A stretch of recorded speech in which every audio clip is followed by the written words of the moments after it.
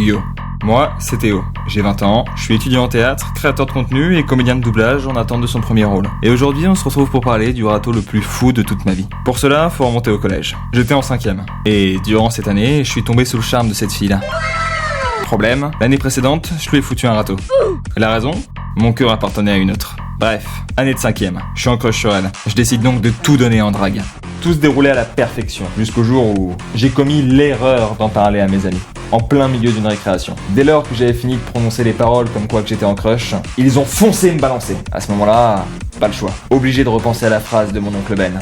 Un grand pouvoir implique de grandes responsabilités. Alors que le monde entier me regardait, je pris mon courage à deux mains et je fonça me cacher aux toilettes. Ah désolé, fallait pas s'attendre à une folie de ma part. Et après d'innombrables allers-retours de mes camarades pour me demander pourquoi j'étais planqué aux toilettes, j'ai appris que le mot avait fait le tour du collège et que désormais tout le monde savait que j'avais un crush sur cette fille. Et comme si c'était pas assez, le pion débarqua et me sortit de force des chiottes. Me voilà donc seul, face à tout le collège, il y a 0 vanne. Et alors qu'on attendait que je me confesse à mon amourette, la sonnerie se mit à retentir. Le destin m'avait sauvé. Je pris donc cette opportunité pour fuir ce guet-apens. Et je me suis mis à courir.